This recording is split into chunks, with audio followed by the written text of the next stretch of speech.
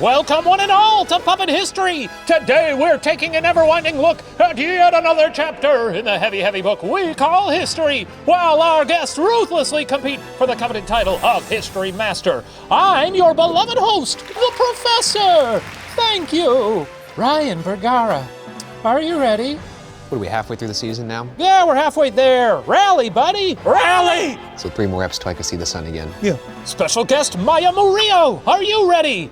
I'm super ready, and I'm really nervous, and I love you so much. Oh, that's so sweet of you to say. You don't have to be nervous. You're here because you're a friend, you're in a safe space. Just do your best. Okay. No reason to be nervous. The shackles you saw on the way in, those are for me.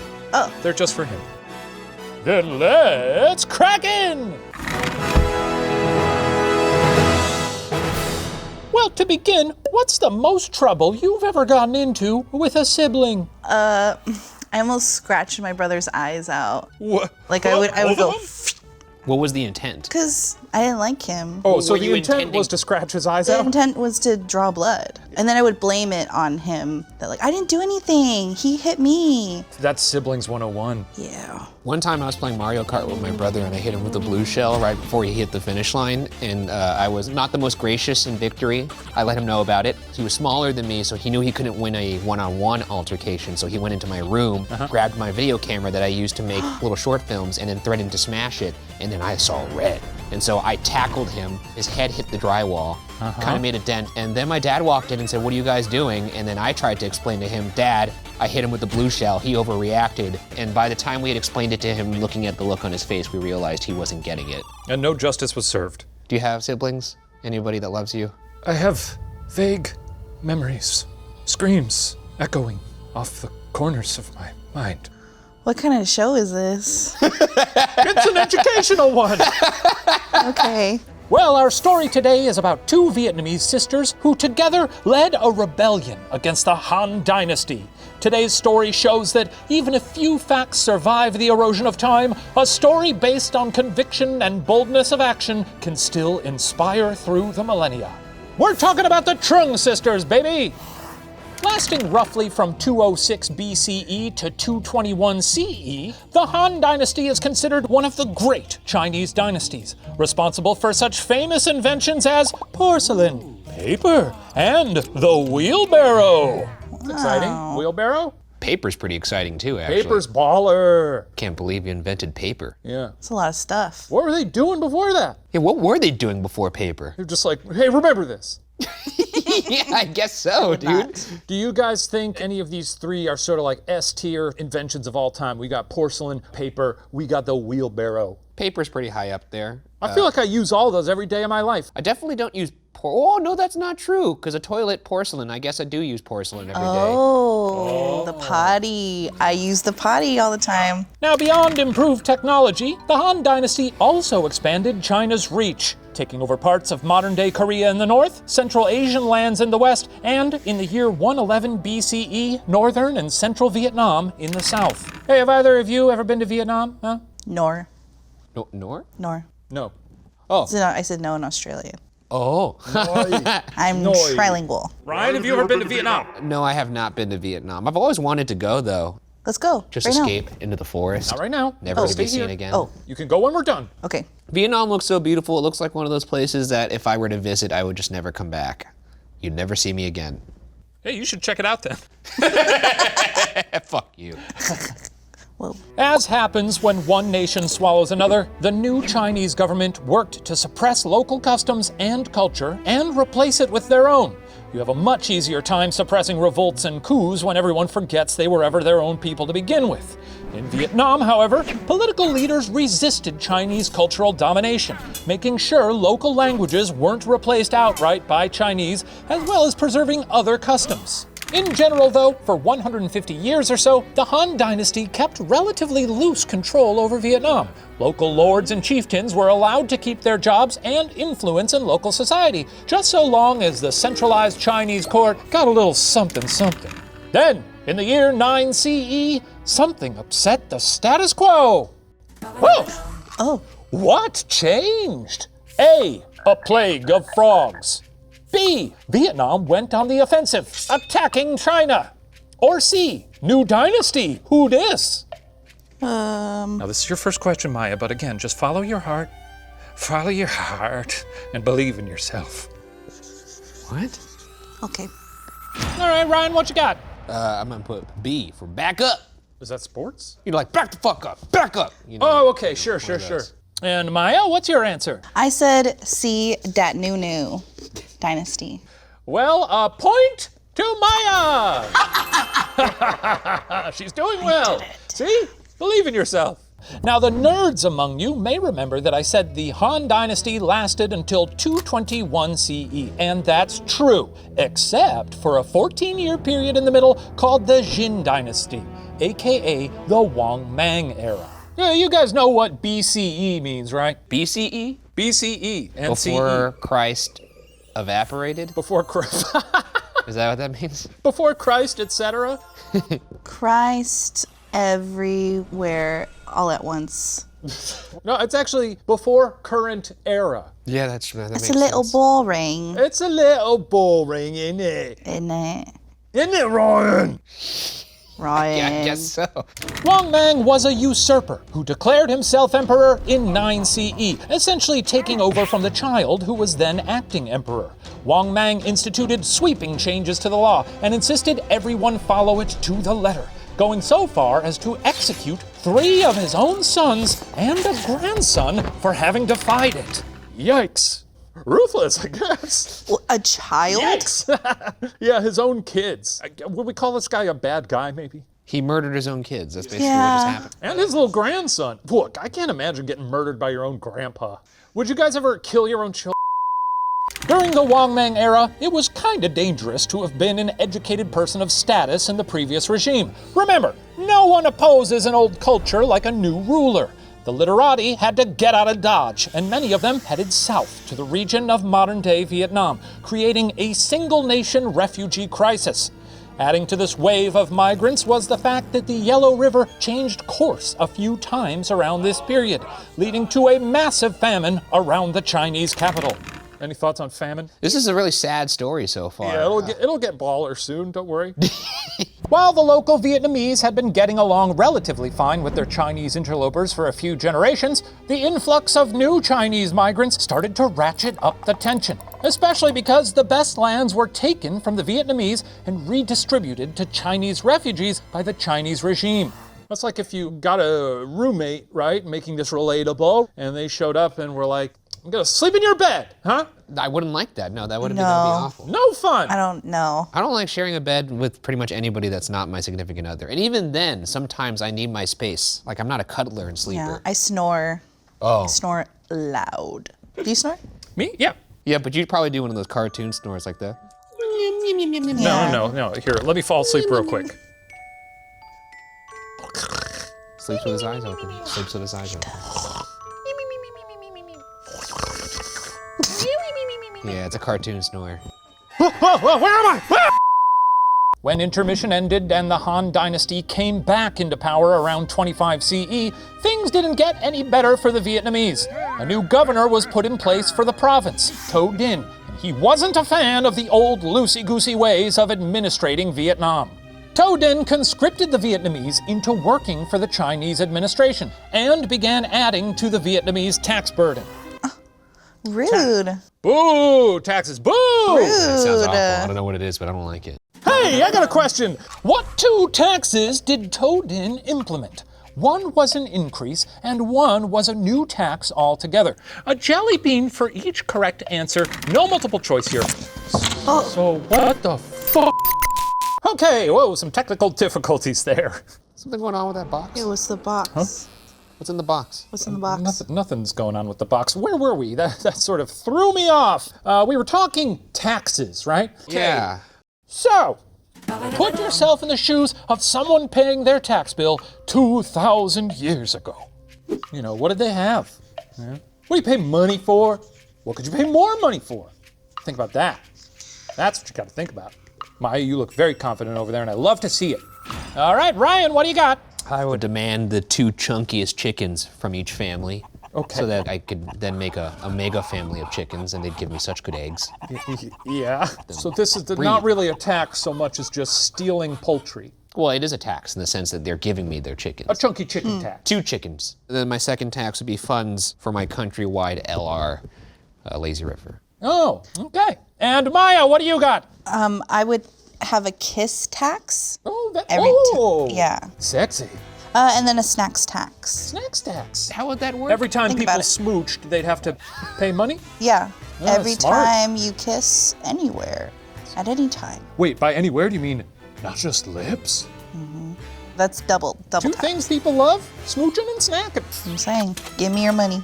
Why don't we give 2 jelly beans to Maya because she feels most spiritually close to the answer. Yes, salt taxes were increased and fishing taxes were put into place. You couldn't even feed your family anymore without the Han Dynasty getting its cut. Now, in addition to extracting taxes from the citizens, China wanted to extract natural resources from the region as well. Wood in the forests, metals in the mountains, and ivory on the faces of elephants. Vietnamese ports were extremely valuable as well, not to mention the pearls just waiting at the bottom of their seas. Apart from plundering their resources, Toe Dinh forced even more Chinese culture on the Vietnamese. Essentially, the Chinese were really kicking the Vietnamese around a lot. If only someone, or some two, would stand up to them. Oh my God, I completely hell forgot yeah. when the story was about sisters. Sisters! Sister. Sisters! I'm friends with Tamara. Really? Really? Yeah, she follows me. Oh my God. I'll tell her something. Tell her there's a tiny blue man who is aware of her. Okay, I'll do it. Okay, moving right along. Whoa, easy girl, easy. Oh, Dorothy Ruth, are you talking to me? Oh, steady, girl. No, I'm talking to myself. That's how I halt my locomotion. Sorry to interrupt, but today's episode of Puppet History is brought to you by Established Titles. Whoa, neat. Let's hear about it. Hey, Professor, you grimy little cretin, wouldn't you love to be fancy? Yeah, I mean, I'm a professor, so that's kind of fancy. Oh, sure. Well, not as fancy as me, as I am a lady. That's right. You've been granted audience with Lady Dorothy Ruth Murphy. But I'll tell you this one for free. With established titles in the rich tradition of Scottish land-owning lairds, you too can become a lord or a lady. Established Titles is a fun and novel way to preserve the natural woodlands of Scotland while helping global reforestation efforts. Oh, and I know what you're thinking, you lout. You're thinking, oh, now that would be a wonderful and novel gift for a friend or loved one. But what good would it do the world? Well, snap your lips shut, because Established Titles works with global charities One Tree Planted and Trees for the Future to support global reforestation efforts and plant trees with every single order. And in return, well, an official title that will jettison you to heretofore unseen heights of fanciness. You can even put Lord or Lady on your credit card and watch the jaws of stupefied rubes drop to the floor with a thud the next time you grab the check at Denny's. Dang, that sounds cool. You can even get couples packs with adjoining plots of land, which would have been a wonderful gift for my sweet Stanley. Hey, you there watching this at home! The first 200 people to purchase a plot and title using the link below will all have their plots right next to each other, so we can build a miniature Watcher kingdom. Isn't that a scrumptious thought? Yeah. Well, Established Titles is running a massive Black Friday sale. If you use the code WATCHER, you'll get an additional 10% off. Go to establishedtitles.com/watcher and you'll get your gift. All right, I gotta get out of here. Giddy up, girl. Yeah! Wow, go on, girl, get! Thank you, Dorothy Ruth. Okay, where were we? Yes. Trung Troc and Trung Ni, together known as Hai Ba Trung, were born around 14 CE in the village of My Linh in the Son Tai region in Vietnam, not far from modern-day Hanoi. Their father was a feudal lord, someone who would have suffered innumerable indignities at the hands of the occupying Han government. Their mother, Ba Man Tien, was an even bigger deal, reputedly a descendant of the Hung kings, reportedly the offspring of a dragon and a fairy, as well as the ancestral founders of their entire friggin' civilization. Sounds good to be a descendant of a Hung king. Oh, that's what you're gonna take from this one? Maya sounded into it in a way that wasn't, I was filthy. thinking about the dragon. Yeah, dragon and a fairy. The dragon and a fairy. Cool to have mythical connotations from your lineage. Oh, hell yeah. I feel like I'm like an alien princess sometimes. Yeah, I was going to say, if you guys could be descended from any mythical being, Maya, you'd go aliens? Alien princess, That's yeah. lovely. Yeah. And Ryan? Shaq. Well, not like Shaq and a rhino or something? No, Shaq. Just Shaq. Just Shaq. The Trung sisters received a rigorous education, and not just in boring school stuff, but also in weapons and warfare. Trung Troc, the eldest sister, was known to be so courageous she's believed to have killed a white tiger, which is pretty badass on its face, and made even more so by the fact that local beliefs held that white tigers were invincible. Well, clearly not, because you got killed. Would you guys kill a white tiger? No, I don't want to kill tigers. Tigers are my friend. Yeah. Ooh, new segment alert! Don't ask me how I did it, but I happen to have an invincible white tiger back there. I'm gonna bring it out, and we're gonna do a little D&D-esque role-playing. You two both pretend you're Trung Troc, and, well, kill this thing. History points to whoever slays the fearsome beast. Woo! Have you ever played D&D before? My brother plays D&D. Holy shit. Oh my god, wait, that really scared me. Mighty travelers, rejoice and tremble, for you are in the presence of beast of myth and might, the invincible white tiger. Choose your weapons and roll for attack. Wait, do you have 3 eyes? I was about to say, it looks like you have no eyeballs almost. I am infinite. I'm gonna wrap my hands around your throat and strangle you. Watch the life leave your eyes. Oh, shit.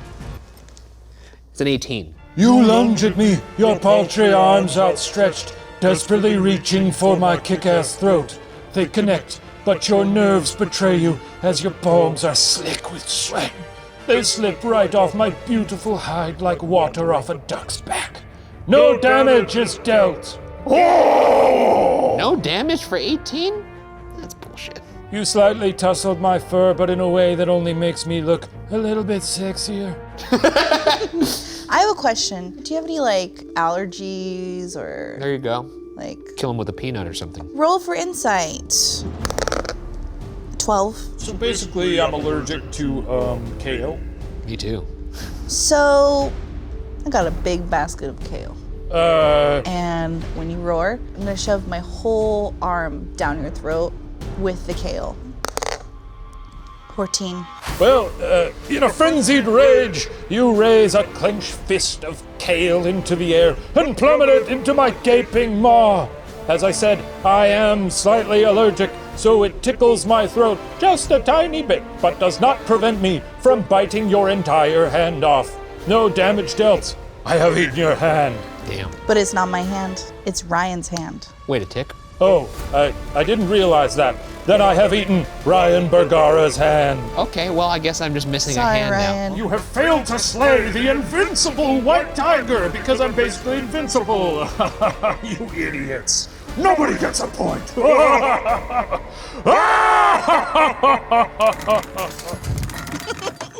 Oh, okay, well, history points for no one. Trung Trocs, you are not.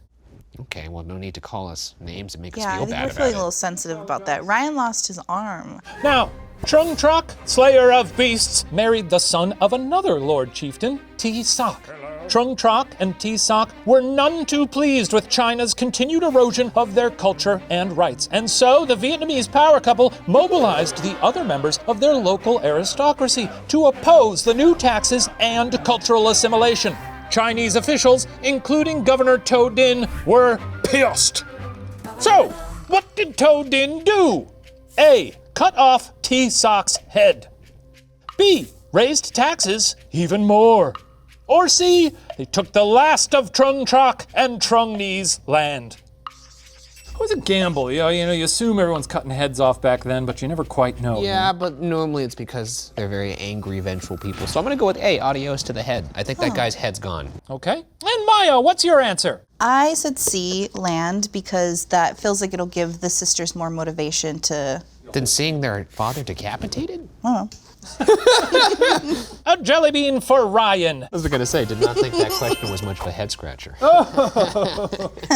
Yes, in 40 CE, T-Sock was beheaded without a trial. His body hung from the city gates as a warning to others who were considering resistance. Well, at least that's what we think happened. Chinese sources from the time claim that T-Sock was very much still alive and by his wife's side for the rest of our story. What? I know, yeah, it's a weird Very thing. different than well, he I'm was explaining it, okay? headless in I'm the explaining village. it. Vietnam was then a matrilineal society. One of the main pieces of Vietnamese culture the Chinese tried to change, replacing it with a Confucian patriarchy. Over time, as Vietnam became more patriarchal, it's possible this story may have been dude-washed, so to speak, as no one could understand how a husband would let his wife be in charge, so the only answer was that the husband must have been killed. At the end of the day, though, we're talking about events the same age as the New Testament, so all of it should be taken with a grain of highly taxed salt. Going forward, though, we're going to assume that To Dinh cut T-Sock's head off, and that was a big mistake. Solely because we can't just spend this whole time fence straddling. No one likes. I'm not a straddler. No, you're not. Now, to avenge her husband, as well as the laundry list of travesties committed against her countrymen, Trung decided she'd had enough with the Chinese. Trung and Trung Ni started rallying the lords they knew and encouraged them to rally the lords they knew in turn. Sort of like a pyramid scheme, but instead of supplements, it's for war. Good for them. They're smart. Yeah. Would you guys do war with your friends? Yes. Yeah. I think so. Yeah. That's what friends are for, war. War. If I didn't want to give up any of my chunky War. chickens. War. War. Come on, Ryan. War. Trung skipped her husband's funeral rites, removing her mourning vestments in favor of armor and a sword, and prepared for war. When one of her generals wondered if their soldiers should not wear mourning clothes into battle, Trung is reported to have replied, "This is a battle. If we presented ourselves in mourning, the spirit of fighting would diminish. I will wear my best armor to encourage our fighters and weaken our enemies. Not until I capture Lien Lo Citadel and Governor Su Ting will I allow myself to salute the flags and begin the funeral." With speeches like that, it's easy to see how, in short order, that badass had raised an army of 80,000. I guess his body already was hung like a Christmas ornament in the village, headless, so that's kind of a funeral of sorts. in a Bizarre way. one, at least. Just because it's public doesn't mean it's a funeral. You know, if I got attacked by dogs in the street, my little body lying there in the rain isn't technically a funeral. Well, if I found your body lying in the rain all torn up by a dog, I would probably be like, well, we should all say some words. Yeah. I would take you straight to the hospital. I would say, I don't even want to think about it. No, wait, think about it some more. Yes, cry. What? I'm just kidding, that was mean. It's okay, Maya, I'm going to live forever. Okay. On June 2nd, 40 CE, Trung stood on the banks of the hot river in full military regalia, golden armor carved with a Mi-Lin bird, and a belt adorned with bells around her waist. She addressed 30,000 of her followers and promised them 4 things. For a history point each. What were the 4 things Trung promised? Just consider the story so far and think about what you would fight for if you were in Trung shoes. In the context of the story. 4 things in the context of the story, not right now. I know you just want Taco Bell. Never mind, let me erase that. Deliver your answer as if you're, trying to rouse your country folk into fighting. All right. Let's hear it. If you follow me into this battle, Yes. and we are victorious, Yeah. I promise all of you, A, bigger houses, B, shiny swords, Ooh! C, lots of food, and D, a countrywide lazy river. All right. Well, Who's with me? yeah! Yeah! Yeah! Now, Maya, what do you got? Hello everyone, thank you so much for being here. Welcome back to my channel. Thank you so much for responding to the flyers that went out on the porcelain potty papers. Yeah! Number 1, kisses for everyone, always. Number 2, no taxes on kisses. No smoochy tax! No smoochy tax, freedom and food, and makeout sessions all the time, starting right now. Okay. Ooh, no lazy river! Who said that? Well, let's find out via the magic of theater. What 4 things would they actually promise to make people be like, I'm gonna go fight for you? I'm genuinely curious. Countrymen, soldiers, maybe my husband if he's still alive, we together stand against a horrible enemy. In the battles to follow, I promise 4 things. First, I shall avenge my country. Yeah, we've been really getting picked on lately. Yes, that's true. Second, I will restore the Han King's lineage. Yay, I guess. That doesn't affect most of us. Kind of an aristocratic thing, so. And third, I will avenge the death of my husband. Well, I never met him, but sure. Are you sure he's even dead? Fourth, I swear that I will attain these goals.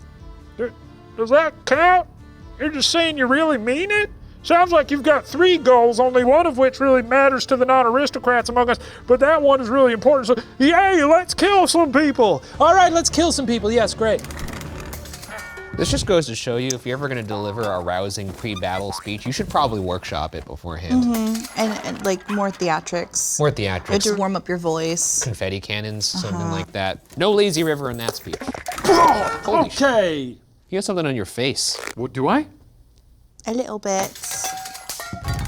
Thank you. I was eating a little chili during the break. You didn't get it. What? Yeah, I did. Oh, no, wait. Your face just looks like that. Nasty piece of shit. Okay. So yeah, neither of you totally nailed it, but really rousing speeches. So well, what the heck? I'll give you 15 jelly beans each. Sweet. They didn't have lazy. What did they have lazy rivers back then? They had kisses. They did have kisses. So yes, extra points to Maya.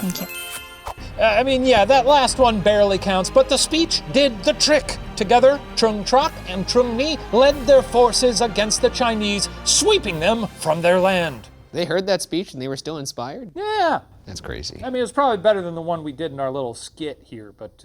It is. Also, if she was kind of moving her hips. Like dancing. The belt would have been jingling. Oh, a little jingle belt, yeah. So it would have added some nice ambiance. How was she doing it? This. Can you stand up and demonstrate? No, if she was just I will avenge my husband. Yeah. A little more wiggle? Yeah. We're gonna win this war. Yes. One of those. Now I get it. Now, women played a big part in the Trung's rebellion. At the head of the rebellion, Trung Trok was such an awesome vision in her golden armor, she apparently stopped Chinese soldiers in their tracks. Among the soldiers were as many as 36 female generals, reportedly including the Trung's elderly mother. One commander, Fung Ti Chin, gave birth during the battle and continued to fight with her newborn on her back. That's crazy. So did she cut the cord? Maybe one of the slices from one of the swords cut the umbilical cord. Or she just swung it over her back. Probably. It was just let's go. A nice slimy But babies baby. are scary. Oh my God, could you imagine if it was just an army full of women? Just Babies? swinging babies around their head. That's just scary. the siren song of the babies as they approach you out of a fog. I'd be fucking Very horrified. scary. Because those babies would be hollering too. I'd be like, what is that noise? An army of babies? Exactly, it'd be scary as hell. As Chow Hui Do, a scholar writing in 1715, put it, the ladies used the female arts against their irreconcilable foe. Skirts and hairpins sang of patriotic righteousness, uttered a solemn oath at the inner door of the ladies' quarters, expelled the governor, and seized the capital. Were they not grand heroines? Hell yeah. That sounds crazy. Hell yeah. Hell yeah. Oh, hell yeah to these ladies. Women power. Yeah. Women can kill too. Yeah, dude. They really can. Well, within a few months, the Trung's armies reclaimed 65 cities, driving the Chinese out of their ancestral land. Legend has it that one of the Chinese administrators, Su Ting, had to cut his hair, shave his beard, and flee via the sewage line. Why did he cut his hair? I think to disguise himself so they didn't recognize him. Oh, I see. It's probably easier to get through the poop. Shit. It'd be easy for me. I could just flush myself. That's true. Now, with the Chinese administration gone, Vietnam was finally free of their influence for the first time in 150 years. Trung Trok and Trung Ni co-ruled their people with dignity and popularity. They distributed the sewage line crawling Su Ting's wealth to the poor and liberated those who had been conscripted by the Chinese. They abolished taxes and restored the lands that had been taken from their fellow aristocrats. Yes, sir, things were looking pretty good for Vietnam under the rule of the Trung sisters. Snaps for sisters. Yeah. Sounds great, but I'm waiting for the other shoe to drop, as it always does in this show. Well, I don't know about that. You're a devilish little man. What happened then? Oh, God. A. Trung Trok stole Trung Ni's husband. B. The Chinese Empire strikes back. Or C. The Thai Emperor decided it was his turn to rule Vietnam. Oh, God, history blows. Beef Boy, what's your answer? Yeah, probably B, back at it. And Maya, what's your answer? I said A, scandal. Oh, a jelly bean for Ryan. Yeah, that is unfortunate. Yes, the Han Dynasty wasn't just going to let the Trung sisters get away with this. 2 years after their victory, the Chinese Emperor Han Quan-Vu sent his best general, Ma Vin, back south along with an army of 20,000. 2 years is a long time. It's enough time for them to be like, oh, we really beat them. That's it. It's over. It's kind of cruel. I feel like I get over things in like a month. So like 2 years is like, you're obsessed with me. While the Trung sisters had been able to rally a respectable army a few years earlier, that was to push out a bunch of dusty bureaucrats. Facing the full might of the Han military, it proved much more difficult to find ready soldiers. Peasants, who maybe had been hoping for bigger societal changes last time, but now realized they could give a shit whether they paid their rents to Chinese or Vietnamese landowners, didn't support the cause. Not enough change. Yeah. Trung sisters running on some hope and change, and what do they give everybody? More taxes. Dang, girlies. It's gonna hurt re-election. The Chinese made quick work of the resistance they did meet, pushing the Trung forces back to Hat Man in modern-day Hanoi. While the Vietnamese forces continued to dwindle, the upper-class supporters began to abandon the cause as well in the face of what was becoming inevitable defeat. The Chinese losses were replaced by daily reinforcements. In 43 CE, China decisively reconquered Vietnam, the nation's brief independence having lasted only 2 years. History's brutal, man. Just the bigger entity taking out the smaller one. And you gotta keep people motivated and inspired after years. It's probably tough, right? Doesn't seem like even if they were inspired, they would have had a chance here. So I don't know if that's fully on the Trung sisters. Look, we still love the Trung sisters. They did a great job. They didn't totally stick the landing. It's inevitable, is all I'm saying. The bigger entity will usually take out the smaller entity. Interesting. You okay? Hey! What happened to the Trung sisters? A. They died in battle. B. They were captured and beheaded. Or C. They drowned themselves rather than face Chinese capture. Let me try to channel them right now. Hey, it's me. Oh, you're actually, okay. Talking to them right now. What freaking happened? Did you drown yourselves? It's a very casual way to ask that. Okay. I should take notes. This is how I should investigate. I don't know. I mean, yes, I do know. They told me. All right, Ryan, what do you got? I think I'm gonna go with A. They just, went out in a blaze of glorious purpose on the battlefield. And Maya, what's your answer? See that they drowned themselves. Oh, cool. Well, points to both of you, as all of those have been floated as potential fates of the Trungs, as scholars still debate today what happened. There's now 3 people they weren't sure got beheaded in this story. Well, that's what the sisters told me when I channeled. Oh, okay. Yeah. They said, Well, maybe that's the thing then. Yeah. Those were only a few of the possible fates that befell the sisters. Another says that only Trung Ni died in battle, which caused Trung Trok to, in her grief, climb a mountain where she was carried up to heaven by divine beings. The only thing we know for sure is that they never surrendered. I'm pretty sure that last one did not happen, but... You don't know. I wouldn't mind being carried to heaven by angels. That sounds nice. Do you think they carry you like a little baby? It'd be kind of amazing if they just dragged me up to heaven by my ankles. That'd be good too. Come on! Back in control, China forced the Vietnamese to melt down their weapons as well as their symbolic bronze drums, a strike not only to their physical ability to resist, but their mental capacity for rebellion as well. General Ma Vin is said to have used the melted metal to create legendary pillars to mark the southern limit of the Han Empire. A-hole move. History is petty. I found that out. If you had to melt down the weapons of your enemies, what would you melt it into? That's a question. A candle. Ooh, lovely. That's kind of nice. I was going to say maybe like a nice little skillet or something that I could like cook things on top of Some it. little pancakes? Yeah, pancakes or some steak.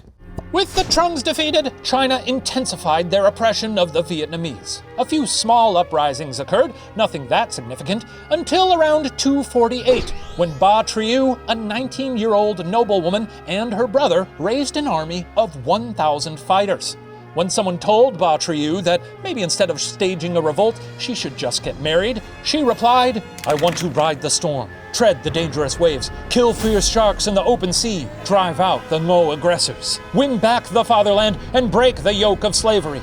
I will not resign myself to the usual lot of women. I do not want to bow my head and be a servant of man." Hell yeah. Yowza! That's why I'm not married. Yeah, exactly. Nobody's asked me, but I'm not. Pretty Trungian, if you ask this holler, puppet. This holler puppet. Holler at your puppet. Anyway, where were we? Well, while their revolt eventually ended in defeat, the Trung sisters have been honored throughout the millennia. Their resistance became a symbol of courage and bravery that generations of the oppressed could look back on and draw strength from. When Vietnam was free from China's colonialism, only to then be subjugated by France's, Vietnamese women again took up arms to rebel against their occupiers. It's no stretch to say that without the bravery of the Trung sisters 2,000 years ago, there would be no Vietnam today. As a 15th century poem put it, all the male heroes bowed their heads in submission. Only the two sisters proudly stood up to avenge their country. Snaps for sisters. Yes, snaps for sisters. There's something really noble, too, about fighting a fight you know you can't win just because you know it will serve as a symbol for generations to come. They Yes, made a what we do point. ripples throughout history. Professor, can you fight? Yeah, I got little slaps. Yeah. Oh. Oh. That's true. Don't come near me. You sure put up Whoa. a fight with that T-Rex. I'll give you the... I don't like to think about that. Yeah, I wouldn't either. Well, that concludes our history lesson. I'm going to go tally the scores to see who receives the coveted cup and the title of History Master. While I do that, please enjoy this special performance from, oh my God, it's the once invincible White Tiger, thought unkillable, but now perforated by the blade of the Trung sisters. Let us now witness his final moments of life slipping away as he sings his dreadful dirge. Enjoy! I was invincible, an eldritch tiger slinking through the night. Johnny Cash Tiger. Well, I remember how they feared my stripes. In hushed tones, they told tales. I was infinite, I was exquisite, but it all came crashing down one fateful minute. Oh, they came for me. The sisters Trung, and just like that, a reign undone. 1,000 years I lived, and now I'm fucking dead. Because some women came and bonked me on the head. I had a life, I had dreams of hunting humans for eternity. Infinite Tiger, R.I.P.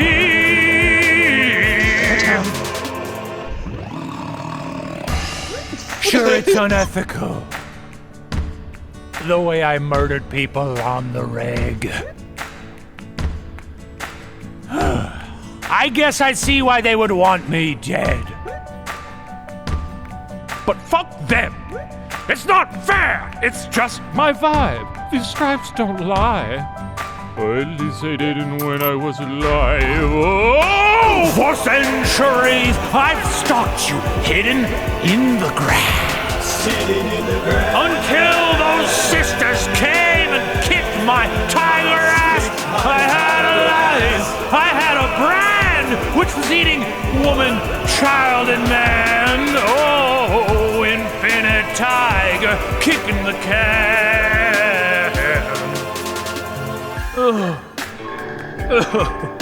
Rest in peace to the one and only mythical tiger. Tip your cap, bow your head, spill your beer, weep for me, because I didn't get what I desired. All I wanted was the chance to murder humans for 1,000,000 more years. 1,000 years I lived and now I'm fucking 1,000 years I lived and now I'm fucking dead. Oh, because some women me on the head. I had a life, I had dreams of hunting humans for eternity. Oh, infinite tiger, R.I.P.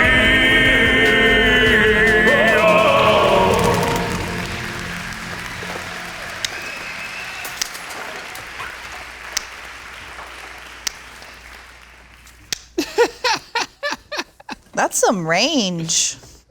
Wow, what an inspiring performance! Now, you guys are never gonna believe this, but according to the complex victory algorithm, our winner is once again Ryan Bergara! I really can't get over this. You're really nailing it this season, buddy. Come on now. Come on. Come fetch your prize. Doesn't make any sense. That's for you. Doesn't make any sense at all. There you go. You actually had more jelly beans than me this episode. I gotta say, I'm really impressed with your commitment to your studies this year. Really good stuff. It's more lotion, huh? Yep, rub that in. Rub it in. Elbows. Rub get it the till it elbows. hurts. What? Rub till it hurts. Nice and moist. Supple. Okay. Oh, Maya! Hey, I can't thank you enough for coming and hanging out with us today. Thank you for being here. Sorry you didn't win. Oh, thank you for having me. I'm been a excited pleasure. to be here. Sorry you didn't win. You deserve to win. I don't know Well- what's going on here. Well, for all the rest of you, thanks for watching Puppet History, where the details are always a little fuzzy. We'll see you next week. Goodbye. All right, that's a cut. Yay! Good lesson today, Professor. Oh, thank you. Did you like it? Yeah, no, it's actually pretty weird that people thought they could be descended from dragons. Then again, I guess you did see a dinosaur up close, so weirder things have happened, right? That's true. What an enlightening experience that was. I truly remember it. Anyway, well, that's enough history for today. Great work, Beef Boy. Thanks, you too. All right, well, I'm gonna head out. Oh. Hey, don't forget to apply that cream liberally. Gotcha. You just take care of that body of yours. Maybe drink some protein shakes, hit the gym. Don't spend your time worrying about crazy stuff like whether someone could be descended from dragons. That's ridiculous.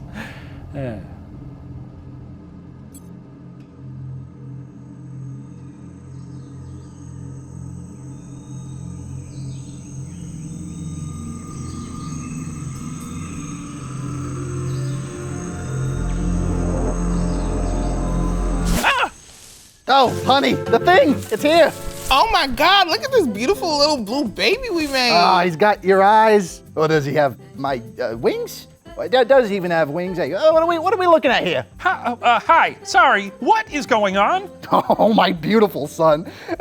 We were actually hoping you'd tell us. One day, the sky opened up and a little blue snack slipped through, and then your mother here gobbled it up. Yeah, and then we, honey, you wanna handle this one? Yes. Well, son, when two dinosaurs love each other very much, one's sort of what do we do again? We boinked our doinks, but in the middle of our passionate entanglement, I felt a grumbling in my tummy and poof, whatever was in that fuzzy blue sky biscuit turned us from big scaly dinosaurs Into little fluffy guys. Look at this. Look at how fluffy I am. Can you believe this? I'm so cute now. Oh, yes, you are. Look at you. Anyway, all the other times we did the dirty dirt, never once did I lay an egg. Well, I mean, that's probably because you appear to be a Tyrannosaurus and you look like some kind of pterosaur. Oh my God, he is so smart. Oh, well. Our son is so smart, he's just like me. I'm gonna cry. Oh, I love that my man is out here showing his emotions. Anyway, next thing I know, a hot, wet egg came shooting at my ass. So I guess that makes us your mom and dad, and we're gonna name you after your mother's father. May he rest in peace. Look, there he is. Look. Love that guy. Yeah, he was fine.